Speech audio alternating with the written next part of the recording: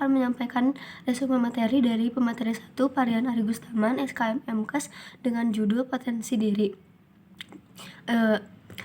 Cara menggali potensi diri ada 8. Yang pertama, menentukan tujuan hidup. Yang kedua, mencoba hal-hal baru. Yang ketiga, memaafkan diri sendiri. Yang keempat, ada memiliki motivasi. Yang kelima, ada menemukan dan mencatat impian. Yang keenam, mengenali kesukaan. Yang ketujuh, mengenali kelebihan dan kekurangan diri. Yang kedelapan, menyingkirkan sikap takut gagal. Sekian, terima kasih. Wassalamualaikum warahmatullahi wabarakatuh. Di sini saya akan mereview materi 1 tentang menggali potensi diri. Potensi diri adalah proses untuk mengidentifikasi dan memanfaatkan kemampuan dan bakat yang dimiliki untuk mencapai tujuan dan meningkatkan kualitas hidup. Pun unsur-unsur potensi diri. Yang pertama, kemampuan bawaan.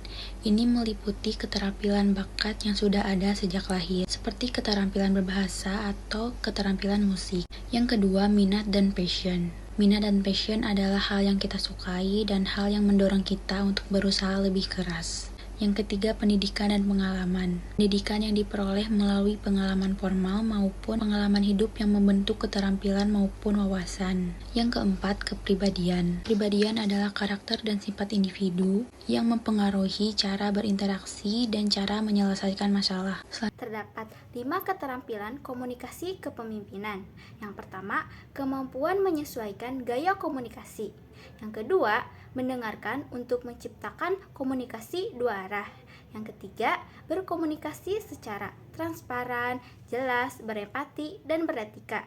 Yang selanjutnya, yang keempat, kemampuan untuk bertanya. Dan yang terakhir, yang kelima, yaitu menerapkan dan menerima umpan balik supaya terjadi komunikasi yang baik.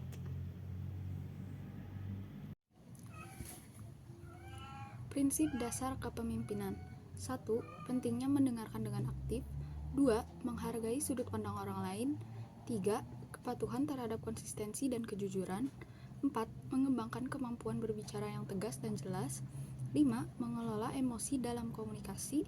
6. Adaptasi dengan konteks komunikasi. 7. Menghindari perspektif negatif dan prasangka. 8. Komunikasi adalah suatu proses simbolik. Kepemimpinan adalah aktivitas mempengaruhi orang-orang agar mereka berusaha mencapai tujuan organisasi atau kelompok. Peran pemimpin yang tepat sangat penting, baik untuk mengembangkan diri maupun dalam berhubungan dengan masyarakat. Personal branding is the process of constructing a distinctive online brand identity for yourself, typically in a professional context. Think of it as an ongoing effort to influence how others perceive you, including what values, interests, skill, and contribute they should associate with you. Saya akan menyebutkan 7 step personal branding. Yang pertama ada start with you, dimulai dengan Anda. Yang kedua ada being yourself on purpose, atau menjadi diri Anda sendiri secara sengaja. Kemudian yang ketiga ada self-discovery or awareness, atau sebuah kesadaran diri. Yang keempat ada self-expression, atau ekspresi diri. Yang kelima ada self-promotion, atau promosi diri. Yang keenam ada self-confidence, atau rasa kepercayaan diri. Kemudian yang terakhir, yang ketujuh ada self-development, atau pengembangan diri. Nah, dari ketujuh itu tuh saling berkaitan gitu ya untuk membangun sebuah personal branding, atau meningkatkan sebuah personal branding. Personal branding dimulai dari kata brand. A brand is a unique name, design, simbol, dan yang lain-lain yang bertujuan untuk with a purpose of creating an image to identify and differentiate, yang artinya untuk menciptakan sebuah gambaran yang memang untuk mengidentifikasi dan menjadi pembeda di antara yang lainnya. Nah, FYI, strong brand atau brand yang kuat, di sana terdapat emotion, trust, credibility, and value. Time management yaitu proses perencanaan atau pelaksanaan atas sejumlah waktu agar seseorang dapat hidup dengan produktif.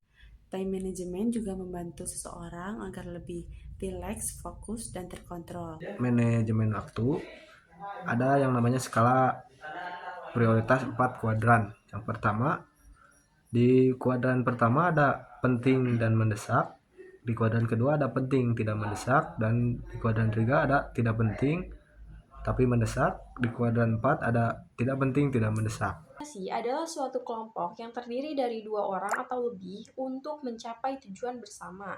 Nah, dalam organisasi ada beberapa perencanaan yang harus dilakukan. Yang pertama ada perencanaan strategis, yang kedua ada perencanaan taktis, dan yang ketiga ada perencanaan operasional. 4 yaitu manfaat organisasi. Yang pertama, meningkatkan soft skill, meningkatkan wawasan, melatih kemampuan berbicara, meningkatkan kepercayaan diri, memperkuat relasi, dan terakhir melatih tanggung jawab dan disiplin. Bisa dibilang kegiatan kaderisasi yang paling seru menurut saya yaitu OLT 2024 karena di dalamnya saya mendapatkan materi yang sangat penting gitu di dalam kehidupan. Contohnya saya jadi bisa mengetahui cara menganalisis pola pikir dan menggali potensi diri saya, lalu mengembangkan kepemimpinan dan meningkatkan keterampilan dalam komunikasi.